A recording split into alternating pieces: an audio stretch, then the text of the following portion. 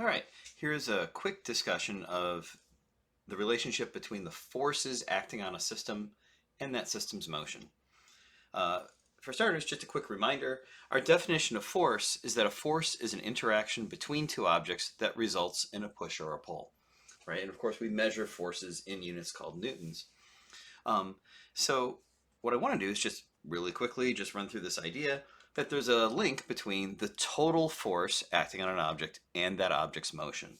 For example, if I were to take this book and I were to go ahead and apply a force from the left side onto this book, if there's nothing to balance that force out, then you say, hey, that object, it's not going to stay put, right? If the total force is to the right, it's just going to go faster and faster to the right. If the total force is to the left, it's going to go faster and faster to the left. And likewise, if I push upward, you say it's going to accelerate upward, push downward, it's going to change velocity downward. However, I can, if I apply no force to this object, the total force on it is zero, no forces left and right, then it's not going to change velocity left and right. If there's no forces going up and down, it's not going to change motion up and down. If I push one way and I push the other way, I can also have forces that are applying, and it's not changing its motion, you say, because those forces are balancing out. My total force, I'll think about forces one direction being positive and forces the other direction being negative. When I apply equal forces from opposite directions, they're going to sum to zero. They'll add up to zero.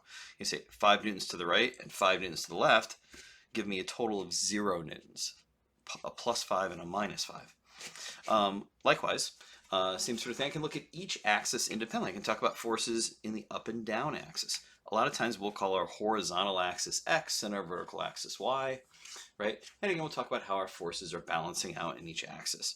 So again, I could push equally hard from both directions, and even though I'm applying a force, they sum to zero, and so the velocity of this book doesn't change. I can also get it moving, but continue to push with equal and opposite forces, and it'll just keep moving at constant speed.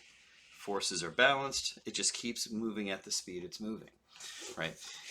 Unbalanced force, where one side's pushing harder than the other side, means it's going to get faster and faster. It's going to change its velocity as it goes. That's basically the idea, right? So again, thinking about this like diagrammatically, you'd say, hey, if I have my system, right, and I apply forces to it, I might have, maybe I apply a 3 Newton force to the right and a 2 Newton force to the right and a 5 Newton force to the left. Well, if I were to add up all the forces, take the sum of all the forces, right? Then I might say, hey, we're going to choose to call up and right positive. I might go ahead and write this out then as a 3 Newton plus a 2 Newton minus a 5 Newton. When I use this summation symbol in this way, what I'm doing is I'm going ahead and saying I'll do all the forces one direction minus the forces going in the other direction. So I am putting that negative sign on myself manually, assigning the direction when I do this calculation. When I do this one, in this case, of course, this is going to sum to 0. Now, when the forces add up to 0, right, we said, what's the motion going to be like? Well, it'll be a constant velocity. And so this idea, if I have a system whose velocity is staying constant, we say that that system is in equilibrium.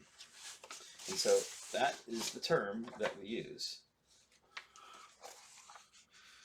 Equilibrium is what we call it when a system's motion is constant velocity. Now that constant velocity could be to the right, it could be to the left, it could be up, down, anyway. It could even be a constant velocity of 0, right? What matters is that the velocity isn't changing, right? Then that's the definition of being in equilibrium, right? But it turns out if something is in equilibrium, then the forces must add up to 0. My forces have to be balanced. And it's it goes both ways. If the forces add to zero, then the motion must be constant. If the motion is constant, the forces must add to zero. But also, the opposite must be true. If the forces don't add to zero, then the motion cannot be constant. It must, in fact, be changing its velocity. There's a term for that. We say it's accelerating if the forces don't add to zero. And if an object is accelerating, if it's changing its velocity, then the forces must not add to zero. And so the two things go together every time. Constant velocity, forces add to zero. Not a constant velocity, forces don't add to zero. Right? Have to go together. Right? This idea, then, you say, if the forces are zero, the thing's velocity is constant. It will just keep doing what it was doing. It'll keep moving in a straight line at constant speed if the forces are balanced, right? For example, I think we talked about, we talked about the child on the sled. The example that we gave for our, first force diagram was a child being pulled along on a sled, right? But in the example we gave, the child was being pulled faster and faster and faster. And so the forces on the child didn't balance out. There was a friction force keeping the child from slipping on the sled. And that friction force made it keep up with the sled as the sled was going faster and faster, right? So faster, faster, faster is that friction force that was tugging it along, making it get faster and faster. However, if, on the other hand, the sled is moving at a constant speed, to get the child started, to change its velocity, there would need to be some friction with the sled. But once it's moving, if it's moving at a constant speed in a straight line, our total force is going to be zero on the child. And so there wouldn't be any friction force necessary. If you're driving down the road and say you have a ball in your hand, and I'm sitting in the car and I'm not getting faster or slower, right? As far as I'm concerned, it's like I'm sitting still in the car. And if I do this, the ball will just stay right there on my hand. I don't have to keep pushing on it to keep it moving with the car down the road, right? It'll just stay there at rest on my palm, right, as we drive down the road. On the other hand, if someone hit the brakes, what would happen to that ball in my hand? Well, the car would slow down and I'm attached to the car, right, through friction with my seat or through a seatbelt. And so I would slow down, but the ball would want to keep moving at the same speed it was moving and it would roll forward off my hand, right? That idea that an object will keep doing what it's doing unless an unbalanced outside force acts on it, that idea has a name, right? That idea is this famous idea in physics called Newton's first law of motion. Is that an object remains at rest, object at rest remains at rest, and an object in motion remains in motion in a straight line at constant speed unless acted on by an unbalanced outside force.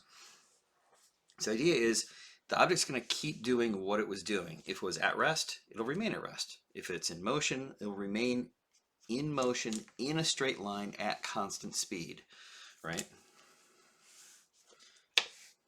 Okay. Unless it's acted on by an unbalanced force from outside the system, right? Okay, and so this idea goes back to this, that if the forces add to zero, if the forces are balanced, it'll just keep doing what it's doing. The velocity will be constant.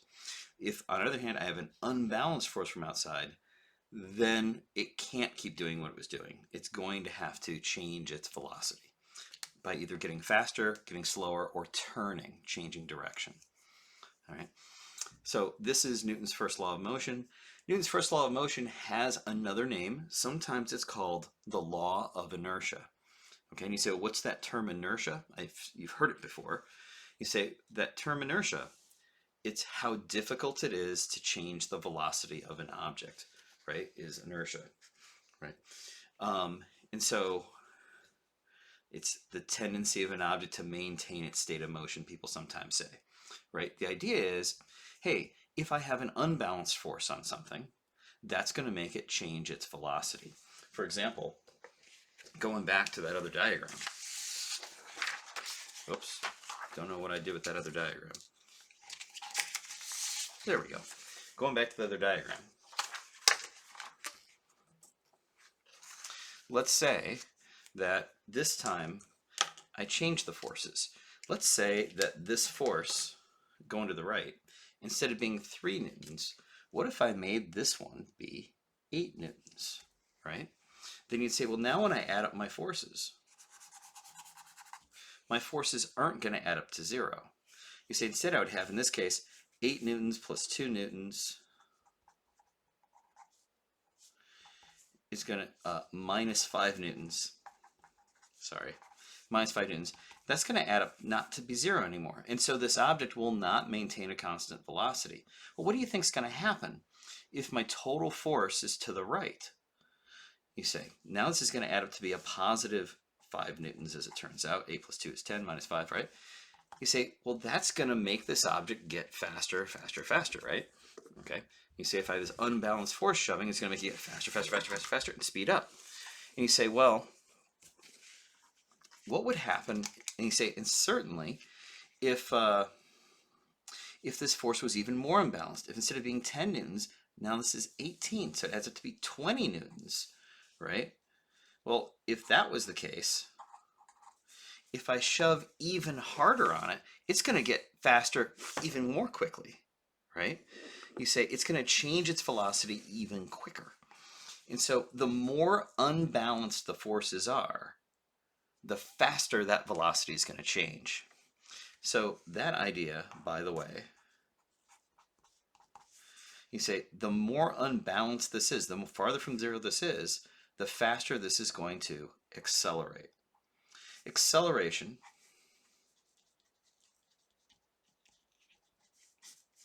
is how quickly velocity is changing.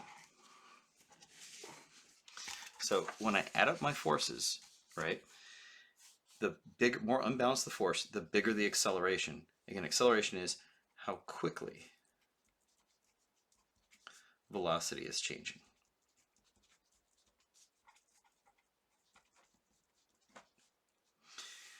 Well, the thing is, there's one more factor involved here, and that is not every object will change velocity at the same rate with the same force acting, right? I could shove on this little book and make it get faster, faster, faster. I could apply the same size force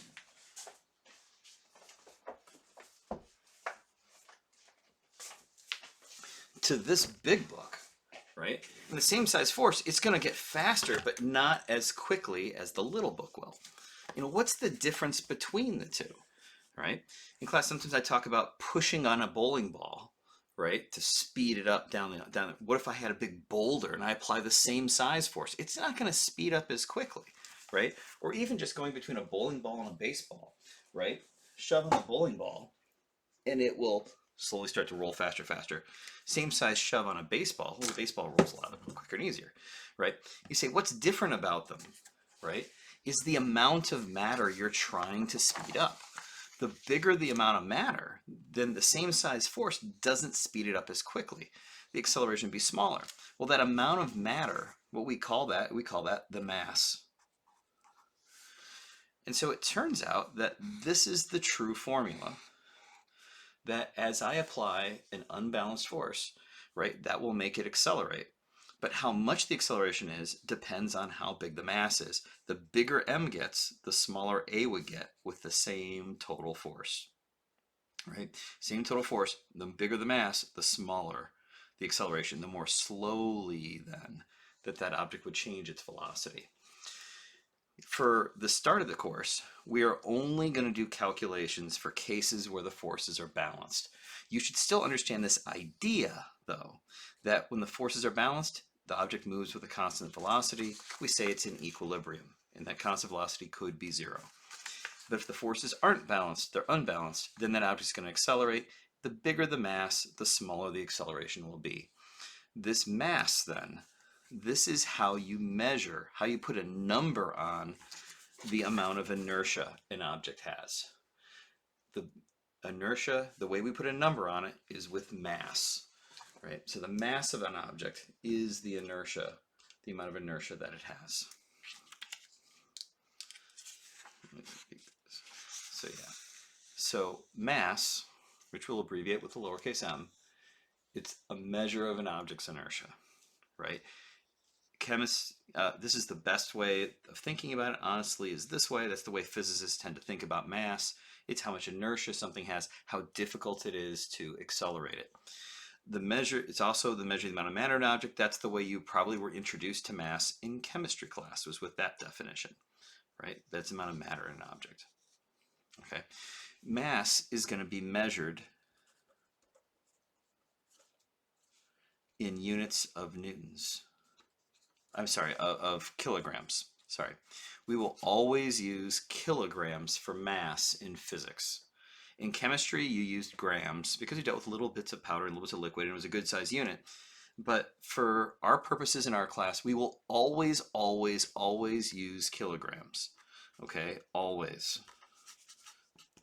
All right. Part of it is you might say, well, is that just a convenience thing? Well, there's a little more to it than that. It turns out that units are defined sometimes in terms of other units. I don't have a real great example for you from chemistry, but in physics, let's just say that the unit for energy, the joule, which you've heard of before, I know, that's the same thing as a kilogram. Hang on a second. Yes, a kilogram meter squared per second squared. And so if I want to use joules as my unit, then when I calculate it, I better be putting in masses in kilograms.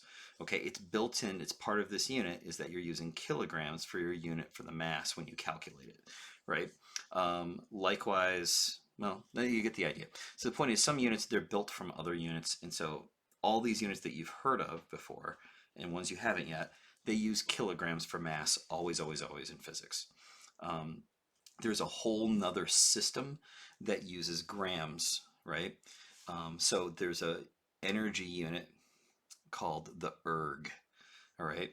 And the erg uses grams instead of kilograms. It also uses centimeters instead of meters. So an erg, one erg would be 1 gram centimeter squared per second squared. And so if you're using this system, you'd have to use these. We are not going to use this system. It's called the CGS system. We're always going to use the metric system that's called the KMS system is what we're always going to use. Anyway, good enough. So the point is, if I see something in kilograms, I know that's a mass. We can contrast that with the weight of an object.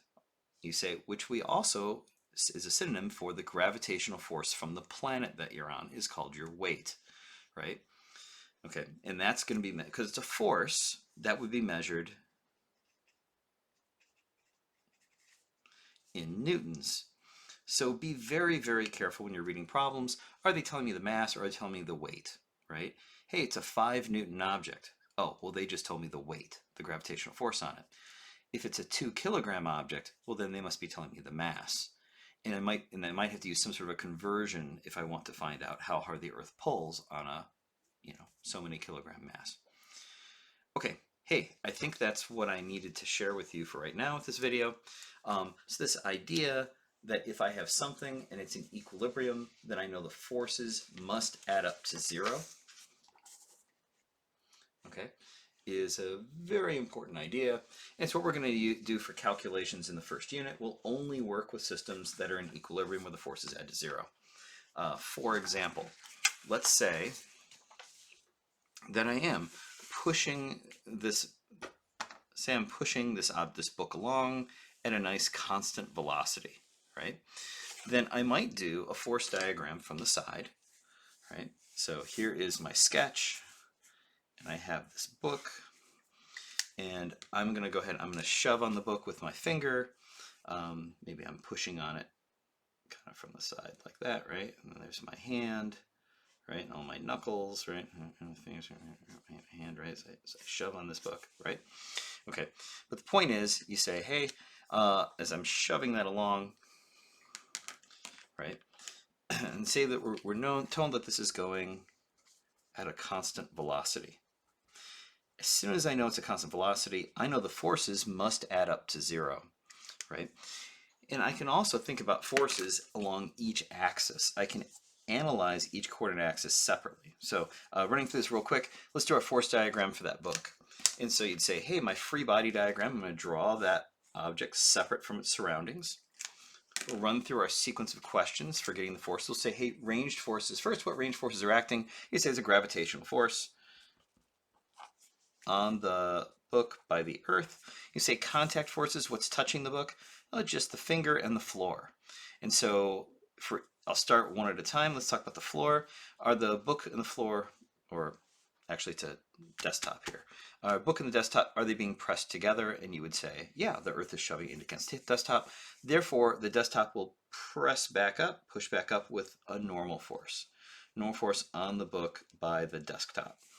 Then you ask, hey, those surfaces, once there's a normal force, there's a possibility there would be a friction force. And so the question you ask is, are those surfaces trying to slide past each other? And you'd say, yeah. In fact, not only trying to, that book is sliding to the right. And so the friction opposes that sliding. There's a friction force on the book by the desktop. Next, you go to the finger was the other thing in contact. So you ask, are those pressed together? You'd say, yeah. So there's a normal force on the book by the finger, right? And then you say, well, are those surfaces trying to slide past each other? You say, well, no, I'm just pressing sideways on the book. We're not trying to slide up and down. So there's no friction between those surfaces. So this is it. That's our force diagram. That's all. There's nothing else touching the book. So we're done. I can now go and say, well, since I know it's going at a constant velocity, I know the forces need to add up to 0. What I'm going to do, though, is I'm going to look at one coordinate axis at a time. We're going to set our coordinate axes. The first axis always goes along the direction of motion. So I'm going to have a left-right axis because the book is sliding left-right. We typically call that X. And then the other axes go at right angles to that. I'll call this the Y-axis, right? And this is vertically up off the desktop and down into the desktop. I'm going to choose to call up and right positive, right? This is this side view of the book that we're drawing here, right? So what I'm going to do is I'm going to apply this equation, sigma f equals 0. I'm going to apply that equation twice. I can do it once for the horizontal forces, the forces along the direction of the x-axis. And I can apply that formula to the forces along the y-axis. That's the vertically up and down. I know I'm not changing velocity, so I know the acceleration is 0. I know that my forces have to add to 0. They have to balance out. And so now I can go ahead and use the labels from the diagram. I'll do forces for the x direction. I'll do right minus left because I'm calling to the right direction positive. So that'll be normal on the book by the floor minus forces going left. That would be friction on the book by the desk. Oh, sorry, that was by the finger. Sorry, normal on the book by the finger minus friction on the book by the desk, adding up to 0. I can do the same thing over here with my vertical forces. I'm calling up positive, so I'll do everything going up minus everything going down. So the normal force on the book by the desktop minus the gravitational force on the book by the earth. And those will add up to 0. Now, something that you notice right away is you say, hey, if I've got two numbers that add up to 0, well then I know those have to be the same size as each other, right? Have to be the same magnitude. Opposite sign, so they're not equal to each other really, but they're equal magnitude but opposite direction. A way I can show that they're equal is I can use the little tick marks, like you used in geometry class when you're trying to show that lines were the same length. Right, and same thing here with the horizontal. These must be balanced. Brink, brink, must balance out too. At this point, if I knew one of these forces, I could then say with confidence that the other one's the same size. If I knew one of these, I could say with confidence the other one's the same size. But the point is that what this is doing is I'm getting equations from the force diagram, right? And I can use this idea that the forces have to add to 0 if I'm in equilibrium.